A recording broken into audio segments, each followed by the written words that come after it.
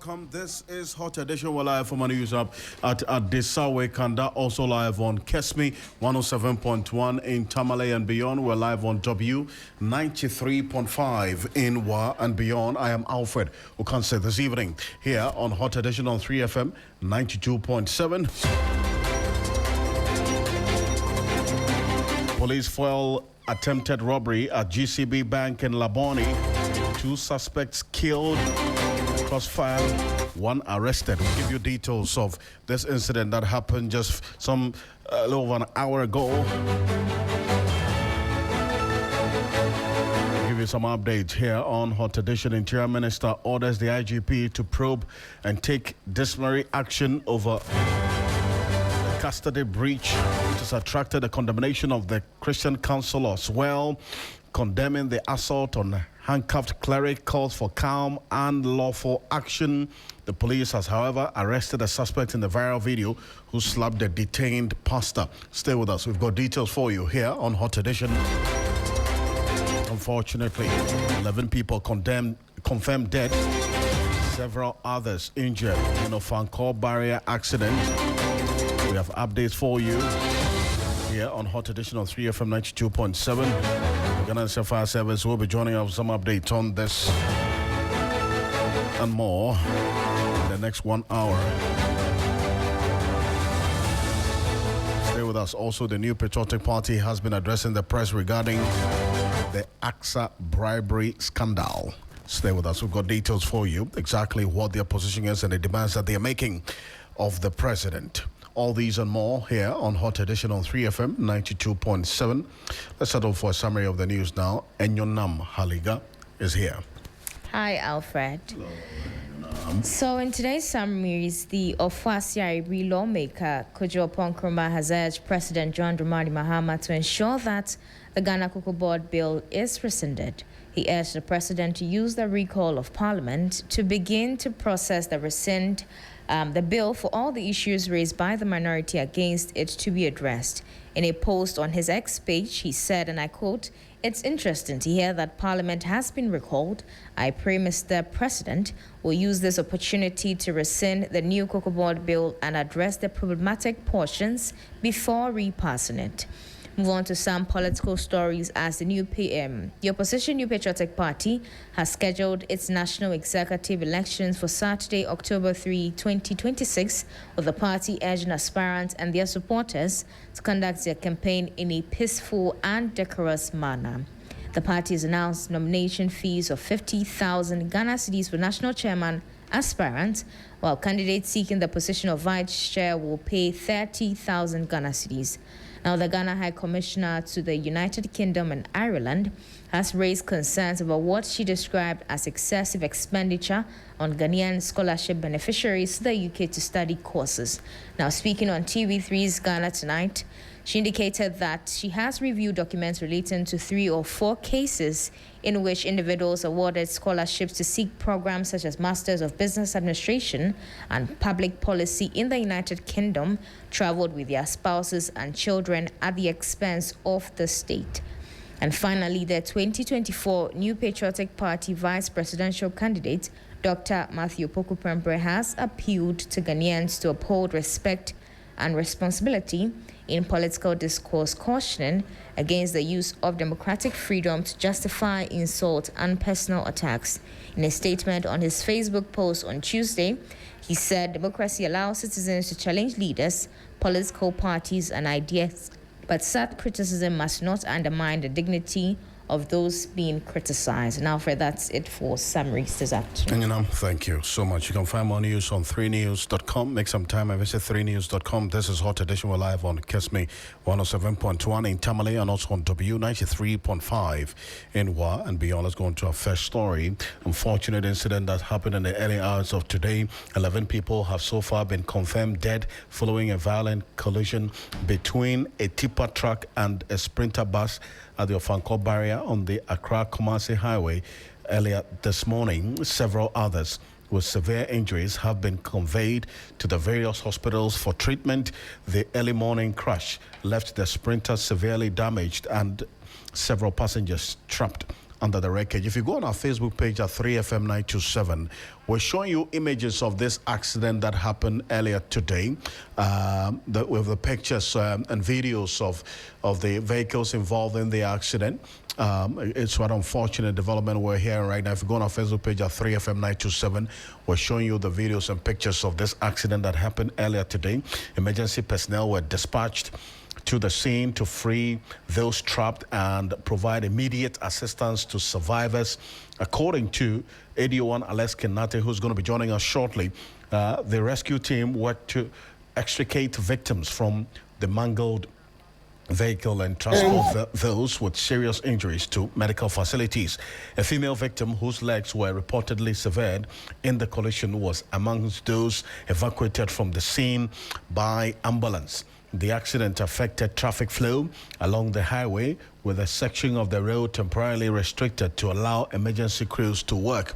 So if you go on our Facebook page right now at 3FM927 on Facebook and also on YouTube, we're showing you videos of this accident that occurred earlier today and unfortunately claiming the lives of 11 people.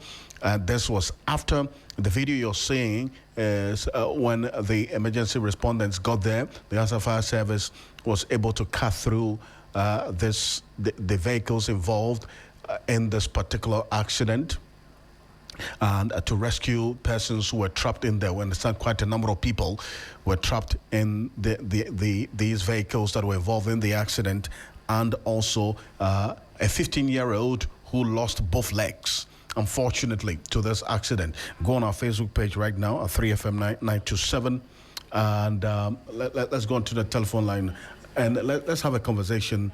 Let's get Ediowan Emmanuel Boni, who is the head of public affairs of the Ghana National Fire Service, is joining us on the telephone. Ediowan, good evening. Thank you for joining us. Unfortunately, we lost him on the telephone. Or try to raise him back on the telephone and have a conversation with him. But it's a very troubling development as we're seeing right now here on Hot Edition on 3FM 92.7. This comes to add on to a number of road accidents that has occurred on this Accra Kumasi Highway, and unfortunately claiming lives in the process.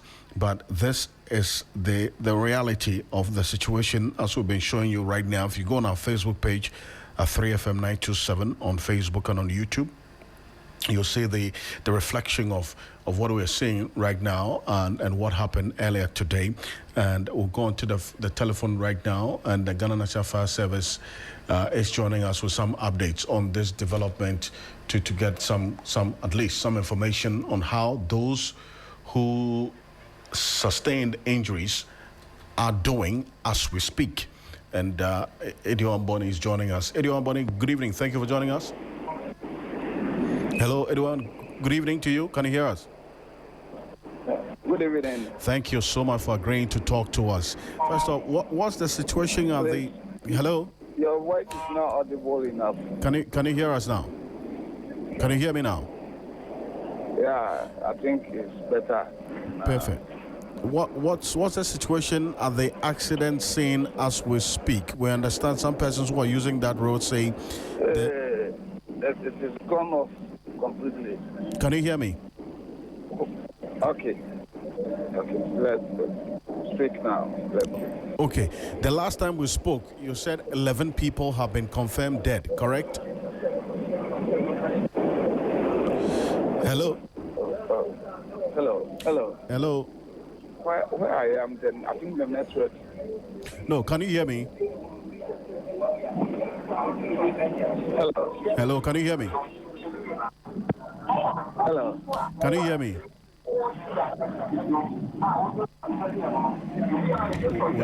We'll rectify the connection and get through to Ediowan Boni, who is the head of public affairs at the Ghana National Fire Service, to give us some updates on this accident as we've reported throughout the day. This happened earlier today. 11 people have been confirmed dead. Also, we understand scores of persons have been reported with several injuries various degrees of injuries. Now, we want to find out exactly what they're doing, how they're doing right now, and then also what the Ghana National Fire Service is also doing. When understand the National Road Safety Authority dispatches officials to this accident scene to get a first-hand view of it, and then also what is happening at the accident scene as we speak. But let's get a quick update on if Radio 1 Bonnie's line is clear now. Hello? Hello. Can you hear me? Yes, I can hear you. Perfect. I was asking, the last time we spoke, you said some 11... Alfred. Hello? Your voice is very faint. Can you hear me? But the other guy who was speaking, I can hear him. Can you hear me? Yeah. I can hear you a little bit. You indicated 11 people have been confirmed dead, correct?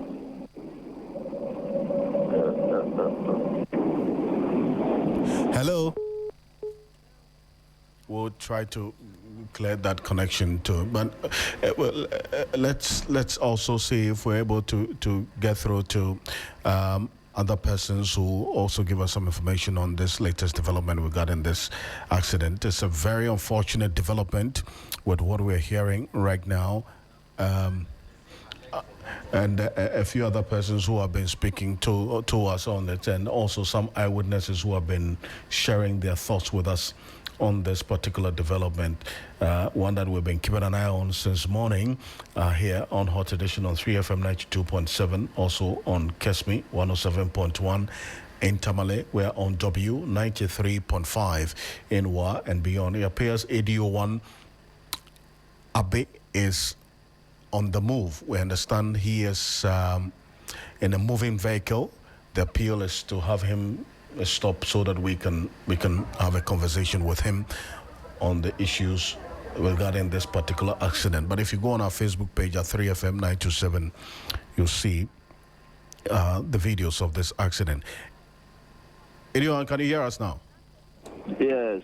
Good. If you are in a moving vehicle, kindly stop so that you have a clear connection to me, okay?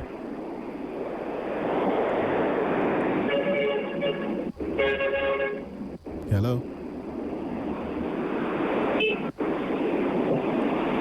Anyone, can you hear us?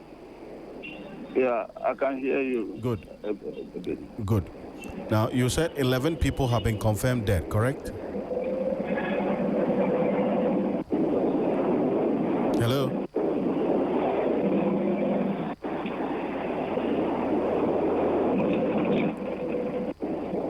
Unfortunately, Radio 1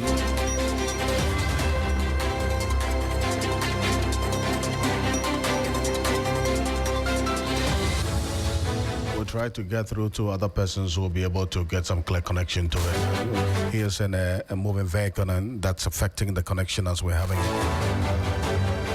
But as we do know now,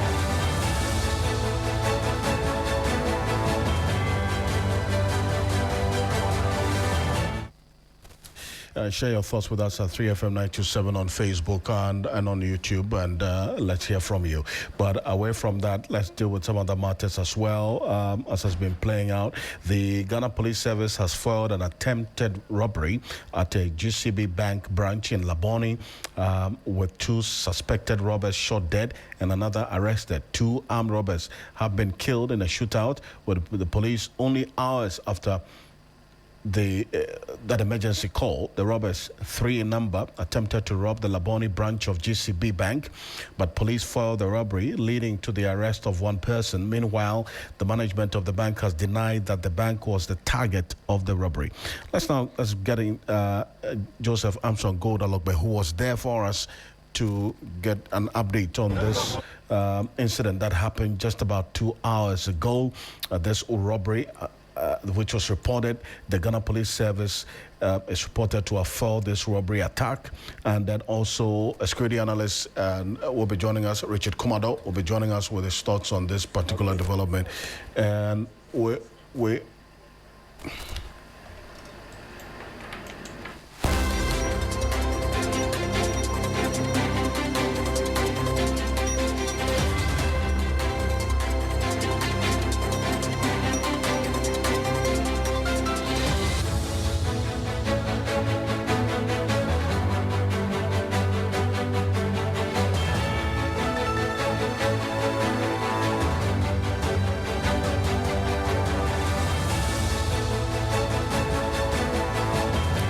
get onto the telephone now. Richard Commando is a security analyst, going to be joining us shortly. We'll have a conversation on this development, this incident that we're just getting some more updates on with this attempted robbery that has been foiled by the Ghana Police Service.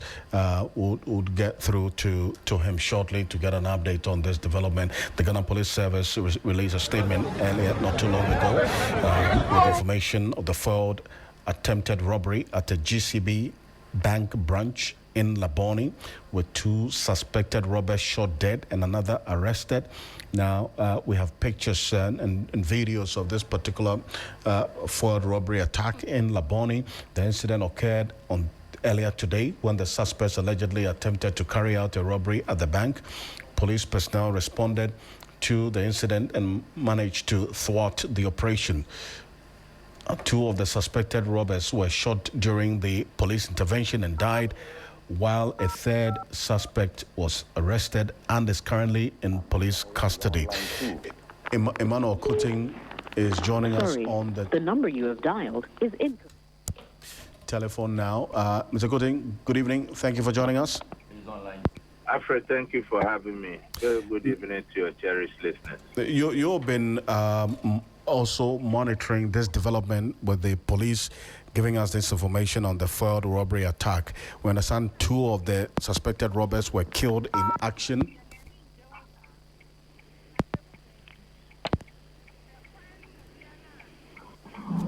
And also the other person, the 3rd one, also injured. I want to find out your thoughts about this particular development, because this is coming at a time when, if you recall, just about 2 months ago, there was a similar incident that led to the police also foiling an attempted robbery attack. What do you make of this one? In fact, Alfred, I'm one person who is against taking lives of suspects. But under the circumstances and from the information and videos some of us have been privileged to see, I think the police did the right thing. They are doing a very, very incredible jobs with very limited resources. I think we should be asking ourselves why these incidences are becoming one too many. Because if we want to focus on the police and the usual chastising we give them when fatalities do result from their action, I think it doesn't augur well for the overall health of the police as an institution. We'll be treating the symptoms and not the real problems.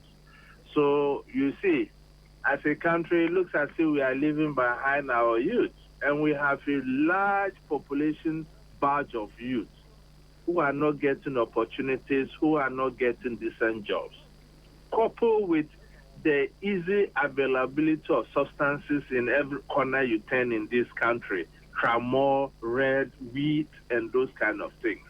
And to top up with that, the ECOWAS free movement of persons, where we don't really have an accountable system to track who comes in and who goes out.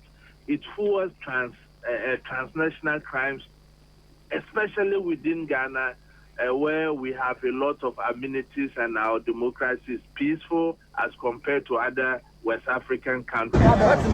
So we have to really look at that target. The incident that happened today, Alfred, for people to just wake up and attack a bank, it takes a very elaborate planning and time to execute that. And if you look at the videos some of us have been privileged to watch, it was between the life of the law enforcement and the life of the alleged robbers. So, Alfred, if we were in this situation as a law enforcement, will you enliven the suspect or you wait to be enlivened? So that is why we have to be cautious, especially when we are criticizing our law enforcement agencies, especially when the incident just occurred and there's little information available. Because if you go to social media and you listen to the commentary from citizens, it leaves much to be desired. I think we need to really educate our citizens to look at the strict protocols under which our security personnel operate in situations like this. Even in the U.S., that is the father of democracy. a peace officer will not wait at the least opportunity when his life is threatened. He will take the trigger. So we should stop criticizing our security agencies and deal with the real issues, just like I mentioned, Alfred. And it's good to appreciate you for this. Kindly stay on for me, because we have videos of this foiled robbery attack.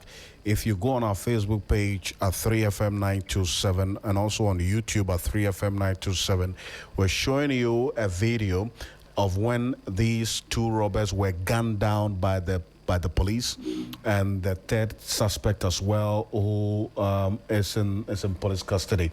And let's get on to let's hear the security officer who was there at this particular site of this incident. But before that, Joseph Armstrong Godalogbe is my colleague. He was at this incident site, this particular armed robbery attack that was foiled by the Ghana Police Service in Labone. We understand the GCB Bank management say they were not the target of this robbery. Now, we're going to get the full statement from GCB Bank regarding this particular foiled robbery attack. But, Joseph, you were there. Now, what have you gathered from this crime scene? Hello, Joseph? Yeah, hello. Alfred. Yes, what have you gathered from this foiled armed robbery crime scene? So, Alfred, earlier we saw the police give some release indicating that this thing happened at a particular place, which is the GCB Bank. And later we also saw GBC coming in to say that nothing of such has happened within their premises. Find out what exactly happened, where it happened, and how it happened. And I came across some eyewitnesses who told me that the alleged robbers were parked at a restaurant, in front of a restaurant by name Yaya Restaurant, in front of the restaurant, and not inside the restaurant, but in front of the restaurant by name Yaya Restaurant. And they've been parked there since 8 a.m. until about 1:30 p.m. thereabout, that a police CID vehicle drove in, and the moment they saw the police CID vehicle, the alleged robbers parked in a car from 8 a.m. immediately moved from where they were parked, and then they headed towards inside cantonment area. But the CID personnel insisted they stop. They refused to stop, leading to the CID personnel shooting at them. First, they began by shooting their ties, and later, when they realized that they were not stopping, they have to now chase them, leading to the gunning down of two of them. And later, the third person was also shot and was later picked up and sent to the police for further investigation. So after that's what really happened, according to eyewitnesses you spoke to earlier today. I see. And in the video, we see this vehicle mangled at the front. That's an Ash, that's a Toyota vehicle mangled at the front, and with the security, that's the Ghana Police Service directing traffic. Are you able to tell us exactly what happened? And was it that the vehicle that was being used by the robbers who were gunned down? One of the eyewitnesses told me the alleged robbers were driving a Toyota Highlander. That's what they came to park in front of the said restaurant. So yes, if that's the vehicle you are seeing, then exactly so, Alfred. I see. Yeah, that's what we're seeing right now. If you go on our Facebook page at 3FM927, you'll see the vehicle in question that these robbers were reported to be using, and that also has the front mangled as a result of that clash with the Ghana Police Service officials. You've been speaking to some of the eyewitnesses as well there. What have they been telling you beyond what the bank has also issued? They saw, this attempted robbery. Where exactly was it targeted? Was it closer to the bank? Was it in the bank or on the customer of the bank?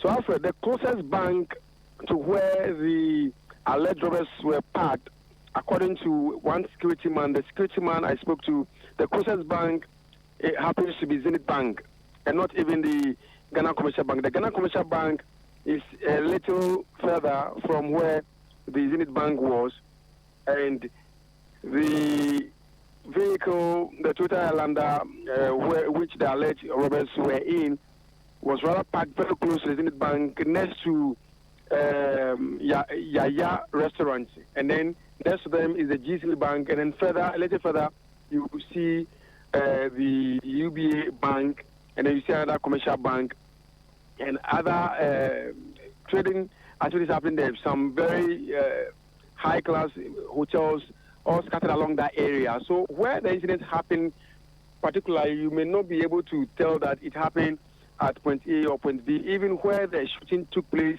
leading to the death of the two of the alleged robbers, was not in any premises. It was right on the main road. If you know where we have this Wachi, Antimuni Wachi, the junction leading to Antimuni Wachi, that's the junction on which those alleged robbers were shot, right in front of the junction leading to Antimuni Wachi area. And that particular place, you see there's no bank.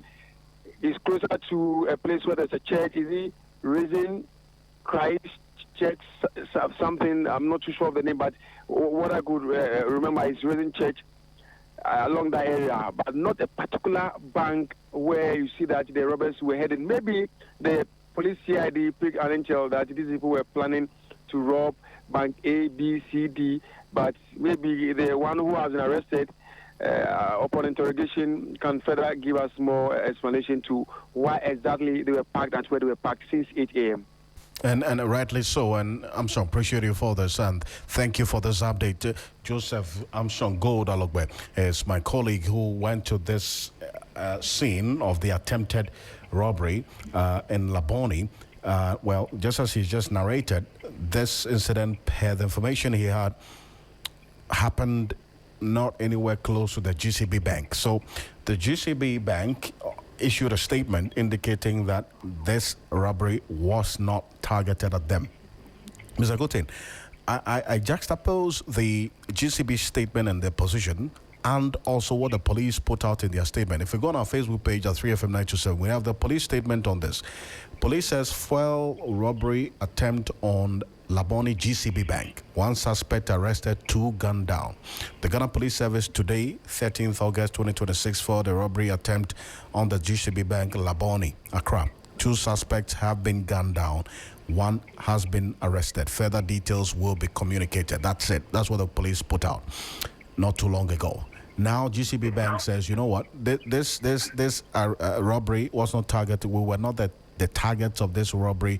Our correspondent who went there also indicated, at least based on the information he gathered from the eyewitnesses, the nearest bank is not even GCB Bank. So what's happening? How do you analyze this police statement and what we're learning of now? Well, Alfred, we can only speak to official records. And with the advent of the Signal Bureau, it has aided our intelligence agencies to be able to get information in real time, even intercept communications. It could even happen that the intelligence available to our law enforcement, the bank was not privy to. So that was why they moved into for such an attack. Because if the law enforcement agencies, maybe having the intelligence they had, didn't act to avert. I always say that it's better to prevent than waiting. When the incident happens, you respond. Because when you are responding, mostly the casualty rate would have been higher. So let's let sleeping dogs lie and call for an investigation to see the intelligence, the security agencies act and acted. And Alfred, if you're a law-abiding citizen and you are driving your car and the police stops you, what prevents you from stopping? From the narration, per your own correspondent, when the police stop them, they try to drive away. The police try deflating their tires by shooting the tires of the car. Is that not the case? And yes, that's what it said. Exactly. So it means that there was credible evidence that they were up to something. As a law-abiding citizen, when the police officer stop me, I have nothing to hide. Alfred, what do I have to do? I submit myself. It's because of our own safety that these peace officers are on the street for us. So when things like this happen and we are quick to criticize them and chastise them, we will rather demoralize their spirit. And more often than not, when incidents like this even happen, in order for them not to get this kind of criticisms we are quick to give them, they will not be motivated to act. So to me, it's a fluid situation. Let's call for the evidence they had. That's the beauty of democracy. Then we can situate the problem and analyze it accurately. But from where I sit as an analyst, I can only speak to official records I have. And the official records I have did indicate what the police have collaborated in their press statement. So for the bank, the Ghana Commercial Bank to come out and say that they were not the target, I think is quite misplaced. What they should have done is to find out from the police. Yes, you are there to protect us. Go to any bank, the commercial bank. The police officers are guiding the banks. Is there an intelligence you had that we were not privy to, or what? What is the intention of the bank releasing this statement that they were not the target of the armed robbery? This brings a lot of misinformation, and that has given credence to the kind of criticisms the police are getting on social media. And I don't feel it's healthy for the institution and for us as Ghanaians, and for that matter, building our democracy. If you take the police as a service 24 hours from this country, Alfred, you cannot even move anywhere. So right. We have to credit them and call for investigations if we feel that probably something is not adding up. Appreciate you. Thank you. Thank you for joining us. Emmanuel Koting is a security analyst joining us with his thoughts on the latest development regarding this fraud armed robbery attack in Labone. Well, I referenced the GCB Bank statement. We have a copy of it. If you go on our Facebook page right now, there are two things we're showing you. The foiled armed robbery scene with the bodies of these deceased suspected robbers after that gunned down by the police are being carried into the bucket of a pickup, and also the vehicles involved in this foiled robbery attempt, all in the video we're showing you, with the police personnel wielding their weapons as well, approaching this pickup that carried the dead bodies of these suspected armed robbers, put in the bucket of the pickup and drove away. So that's what we're showing you right now, 3FM927 on Facebook, and also on YouTube. You can go there and get to see these live videos right now. And as I indicated, GCB Bank issued a statement. We have a copy of it. We'll put it on the screen right now. GCB Bank, in their statement, clearly say the attention of the GCB Bank has been drawn to reports regarding an attempted robbery incident in the Labone area of Accra, with reference being made to GCB Bank. GCB Bank wishes to clarify that no robbery or attempted robbery took place at our Labone branch or on the bank's premises. At no point was the branch breached, and no customer, member of staff, funds or property of the bank was affected. The Labone branch remains secure, and customers can continue to conduct their banking transactions with confidence. GCB Bank takes the safety and security of customers, employees, and facilities very seriously, and continues to maintain robust security measures across its network.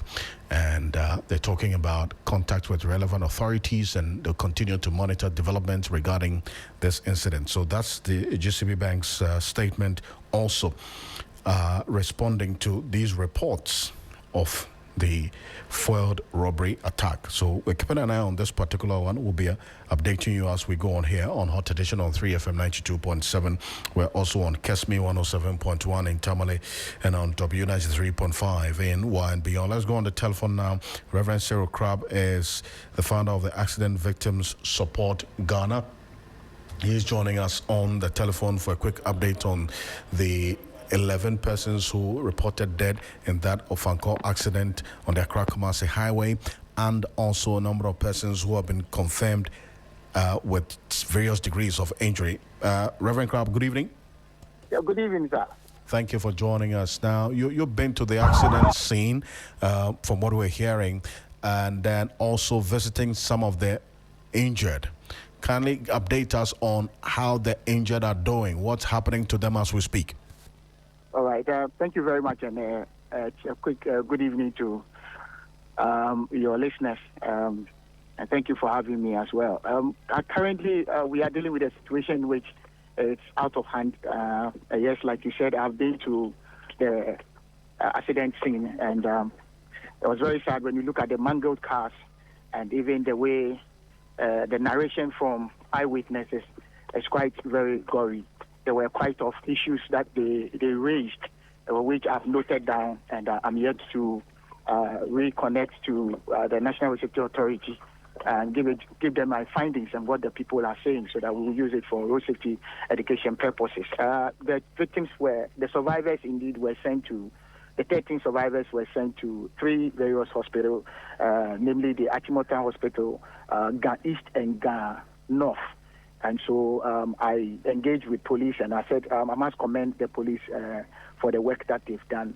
So they were able to direct me to the hospitals, which I went there and I visited them. Okay, so at the Achimota Hospital, 2 of them will be discharged. They look like they are within the same area. So their families are there with them. Alice and Gifty will be discharged today to go back home to go and continue their treatment. 2 of them, there were 4 there. 2 have been also sent, referred to other hospitals. Now, I also visited Ga East, where there is a 12-year-old who was sending the father to the hospital. Unfortunately, the father died in the accident, but the girl had his 2 legs. The 12-year-old has his 2 legs amputated, and currently is in the intensive care and is recovering. And so I visited the hospital. I asked how she's doing. The family had not come for her at the moment. And so I'm adding it that wherever the family are, she's called Angelina, the family should quickly go to their aid, or else I'll have to take it up and then address it appropriately. 5 of them, including the driver of the mangled car who survived, are there currently, and they are receiving treatment. They are responding. I think one of them is currently in a very 50-50 shape, but the rest of them are responding to treatment. And I came to Ganos. I think 4 of them have been referred back to Ridge Hospital, and I'm yet to go to Ridge Hospital and then to take care of them. So far, this is what I've been able to do with my team to see to the welfare and well-being of the victim as our work demand. I see, and you're saying that there was a 12-year-old who was taking her father to the hospital, yes, and her father died in this accident. Yes, exactly. She has had exactly two legs. Yes, her 2. In fact, during the extrication, they realized that her 2 legs had been chopped off, and I think she is one of the situations that people have really emphasized on. And the hospital have called on me to do whatever I can to come to her aid, which, of course, tomorrow our team are going to sit down for her sake. And other ones, we're going to write to the appropriate quarters to intervene for her quickly. I'll send you a picture of the recovery. I didn't see her personally because where she was very intensive, but I engaged with the authorities at the hospital, and they gave me briefing that currently they are praying that she comes back to life, but her 2 legs had already been chopped off. She was only taking her father to the hospital, and the father had died in the accident. She has also lost 2 legs. So we are going to treat it as a special case, because when there are children involved, and the accident victim support do not sleep at all, we take it as a special case, and we are going to deal with it. And I thank you very much for this update, Reverend Silkrab there. Quite heartbreaking details as we have it. The National Road Safety has issued a statement as well, deeply saddened by the tragic crash that occurred Thursday, 13th August 2026 along the Jonte Ofankor corridor. This devastating accident claimed, well, they have just updated the death toll. So right now, the death toll has increased from 11 to 12. 12 people confirmed dead, several others injured. Now, it involved 7 vehicles, including 2 heavily loaded tipper trucks, 2 passenger sprinter buses, 2 private saloon cars, and 1 tricycle. The authority extends its heartfelt condolences to the bereaved families and the transport associations affected by this tragedy. We also wish the injured persons a full and speedy recovery. The victims have been conveyed to the Ganoth Municipal Hospital, the Achimota Hospital, where they are also receiving urgent medical care in collaboration with the Motor Traffic and Transport Department, Ghana Police Service, and other stakeholders. The National Road Safety Authority is working proactively to manage the traffic situation and restore order along the corridor. So that's the information from the National Road Safety Authority. We have an update on the death toll, unfortunately, increased to 12 people confirmed dead, and also 7 vehicles reported to have been involved in this accident. If you go on our Facebook page at 3FM927, we're showing you the videos of this accident as the details as has been given by the National Road Safety Authority with the 7 vehicles involved. The death toll now just went up to 12. That's the update that we have right now from the National Road Safety Authority. Live here on Hot Edition on 3FM 92.7, also on Kesmi 107.1 in Tamale. We're live on W 93.5 in Wa and beyond. Your thoughts, your views, your comments, your opinions are welcome. We read out to you and to the rest of the world on the issues that we're looking at so far here on Hot Edition on 3FM 92.7.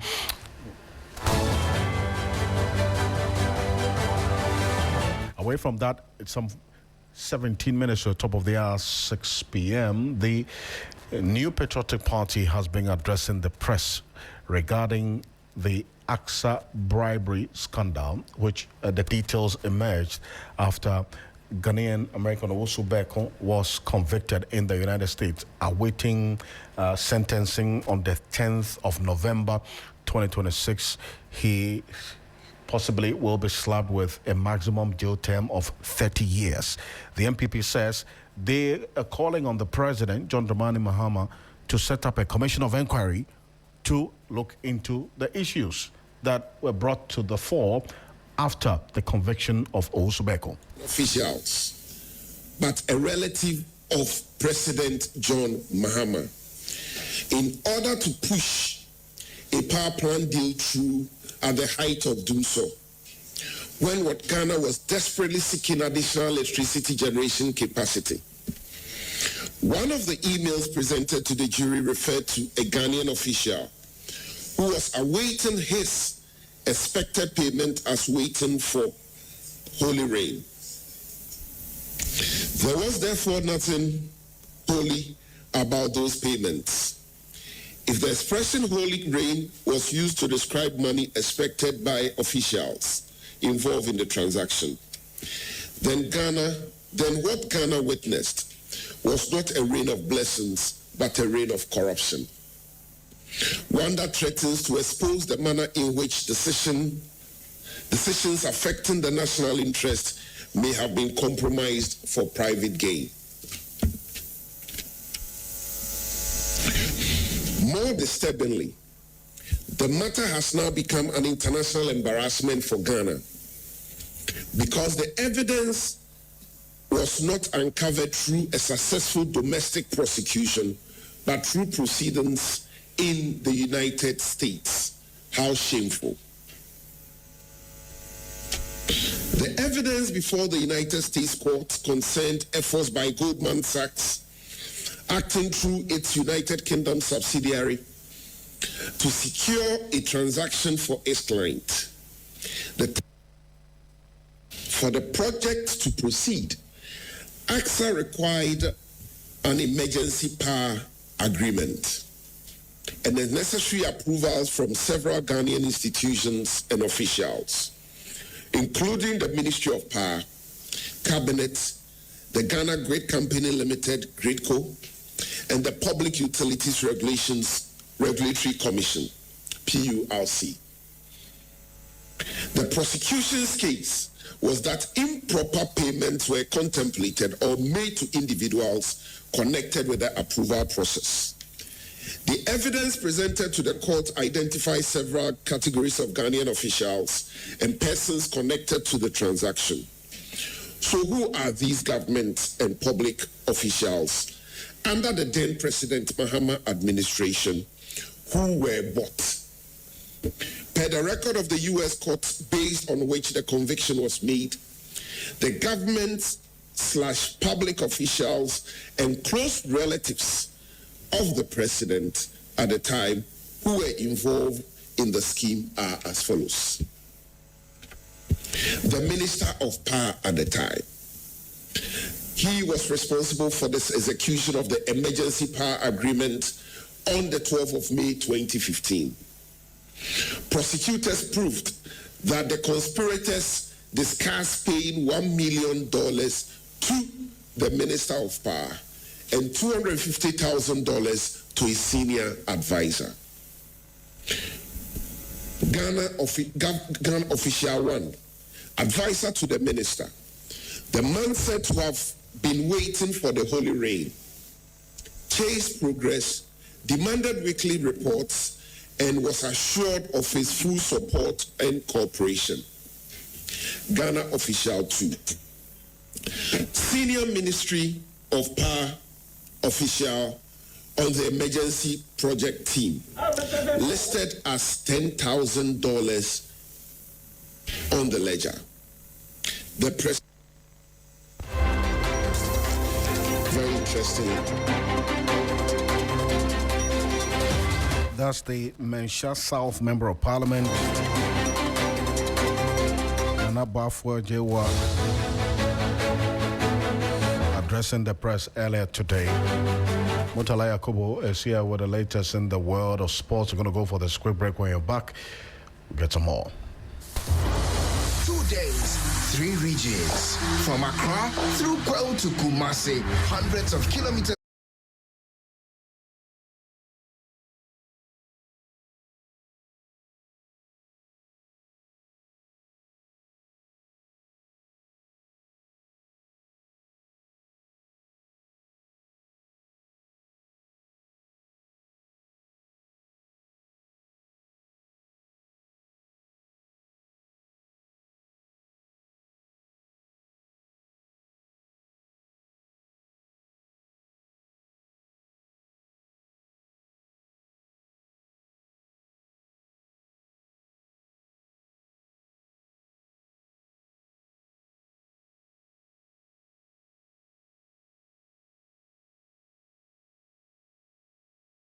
On 3FM. Time for sports. My name is Mutala Yakubu. Now let's talk about the latest that is happening. Currently, the Black Queens of Ghana are locked in a game that they are playing for a place in the Intercontinental Playoff against Ivory Coast in the Women's Africa Cup of Nations. And as it stands, Ghana are down by a goal to nil. So we're hoping the Queens would get back. But earlier in the day, there was a standoff between the Ministry for Youth and Sport, or the Ministry for Sports and Recreation, and the Black Queens, where the Queens issued a statement detailing stuff that has happened so far with them. And they say that they've actually taken notice that the Ministry for Sports and Recreation are owing them some per diems. And also, they say that they've not been offered enough support with regards to what they are currently going through in Morocco. Let me read portions of the statement from the Black Queens.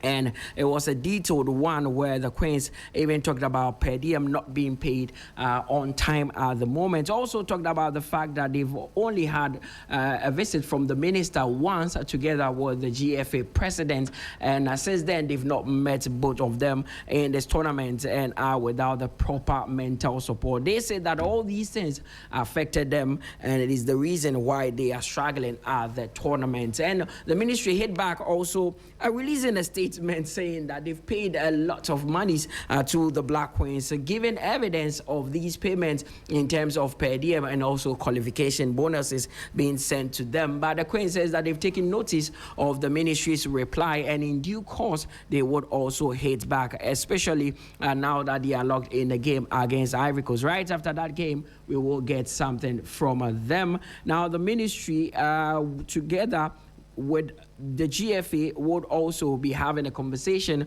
concerning this issue, which is currently ongoing. Now, let me read portions of the statement from the Black Queens as they responded to the ministry. They say that We know that the ministry was able to issue a public statement addressing our concern, yet there was no direct response to the players. We made repeated attempts to contact the ministry, but received no acknowledgement, clear update, or meaningful communication regarding the issue we raised. As the players are directly affected, we believe we deserve to be heard and engaged with before a public response was issued. Going public was not our preferred choice. That is from the Black Queens players. It was the last resort after our attempt to communicate were met with continued silence. Had the ministry engaged us directly, we would have preferred to resolve these matters privately and continuously. Now, we are not trying to create conflict. We are simply asking the basic communication, respect, transparency, and accountability from those responsible for supporting the Black Queens. We would like to address the key points raised in the ministry statement and clarify our position on the following matters. Now, with regards to per diem, this is what the Black Queens are saying. We started our official camp on July 11, so our question is simple. Why were the per diems not paid from the start of the camp? The ministry refers to payment from 26th onwards, but our official duties began on 11 July. We believe this period should also be accounted for and clarified. Now, winning qualification bonus, this is where the biggest confusion is. The same minister and the ministry paid us qualification bonus last year. So we are surprised by the current statement that there is no qualification bonus under the current framework. On 28 July, the minister came to our training session and told us that the accountant would bring our qualification bonus for the Egypt matches. When he arrived, he brought only $700, which he also shared on his social media. This was not the qualification bonus communicated to us. We are simply asking for clarity, consistency, and transparency regarding commitment. Then, in terms of support, which the Black Queens earlier stated that they are not getting enough, this is what they responded to the ministry's statement. They say that we are not asking for special treatment. We are asking for better treatment. We represent Ghana and deserve respect, transparency, and proper support. We also ask, when was the first dedicated budget allocated specifically to the Black Queens?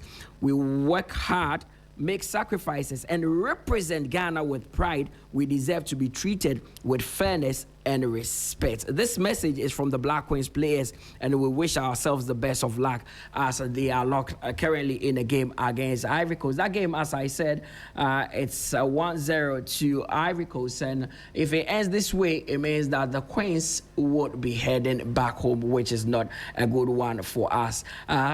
Let's see how this one will end, and by the close of day today, maybe we'll get another response, maybe from the ministry to clarify their standpoint at the moment. That's all by way of sports here on 3FM's Hot Edition. My name is Mutala Yakubu. There's more after this.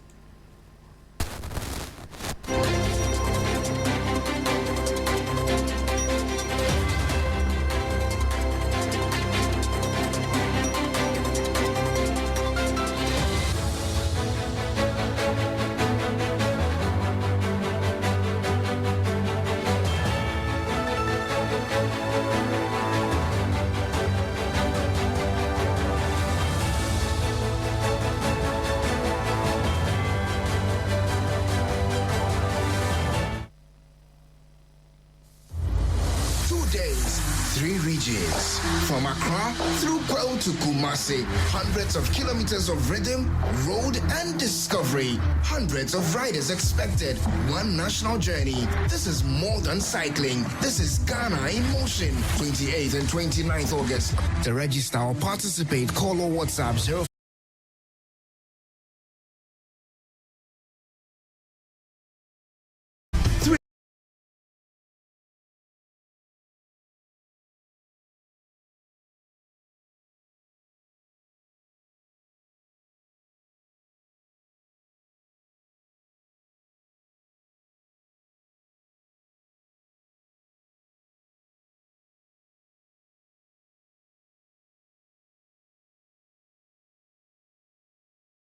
Me 107.1 in Tamale.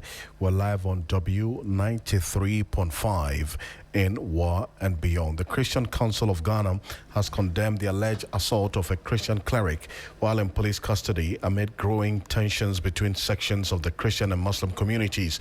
The Ghana Police Service arrested Sibame Zakaria, a man captured in a viral video assaulting a suspect. An official statement shared on the service's Facebook page doesn't name the assaulted suspect or where the said assault occurred. According to the police, the imam allegedly made the statement while delivering a sermon at a mosque at Intensre in the Echuma Wabijat North District of the Ashanti region.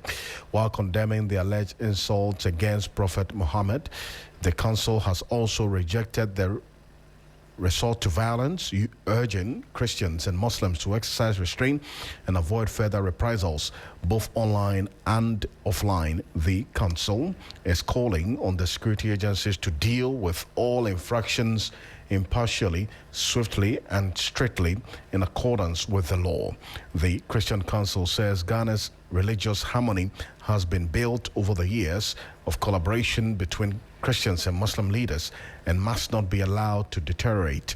It is therefore urging all parties to allow the law to take its course and refrain from actions that could further inflame passions and tensions. Earlier, the Executive Secretary of the Peace Council, Dr. George Amo, spoke to us about the need for religious harmony. And this is what he had to say regarding this particular development, and also urging calm and ensuring that all persons in this matter are able to, as it were, address the matters in the best way possible and to ensure that there is no further escalation of this incident. The Ghana Police Service has also given an update on this particular one as well. And before we go here on Hot Edition on 3FM 92.7, let's go back to our earlier story where the New Patriotic Party is calling on the President, John Dramani Mahama, to establish a commission of inquiry to look into this AXA bribery scandal. Adam Sedan, who's a co-chair of the Citizens Movement Against Corruption, also the chairperson of the African Union Advisory Body on Anti-Corruption. Zanu, good evening. Thank you for joining us. It appears that in the statement of the MPP, they don't have confidence in Yoko, the Attorney General, or the Office of the Special Prosecutor to investigate this AXA deal, at least to establish the culpability on the Ghanaian side. Now, with the call for the Commission of Inquiry, is it one that you support? No, I don't. There are institutions of states that are mandated by law. OSP is mandated to investigate these kinds of matters.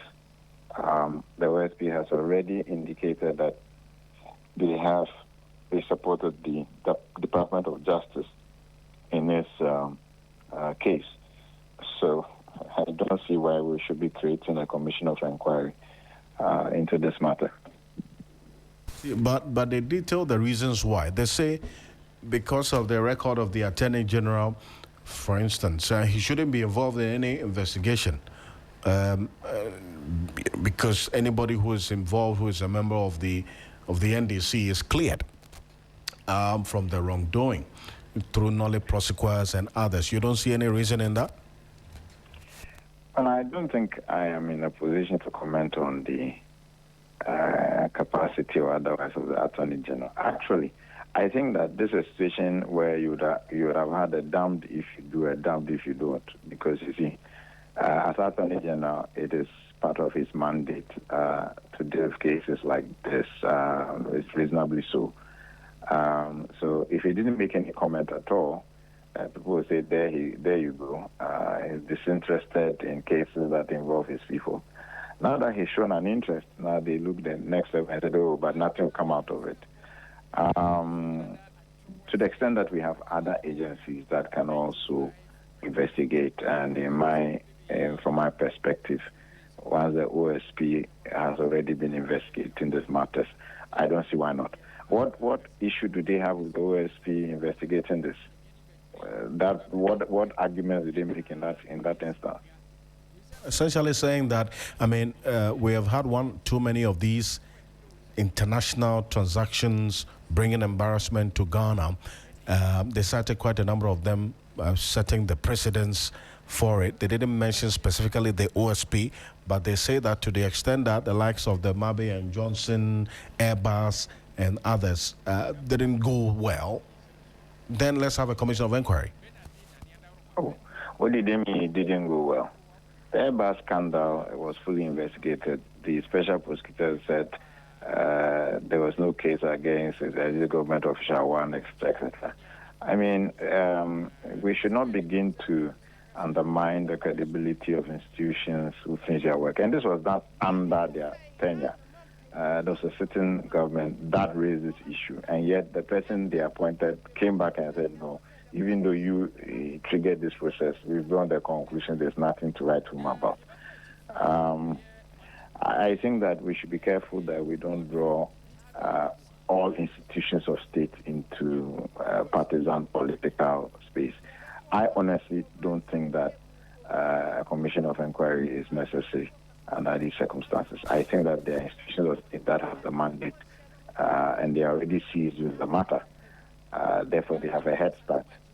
And they are better equipped in terms of experience and logistics to do this kind of thing compared to a commission of inquiry. Zano, thank you very much for joining us. We'll talk again at 10 p.m. on Ghana Tonight. Thank you so much. Thank you. Adam Senano is the co-chair of the Citizens Movement Against Corruption, joining us here on Hot Edition.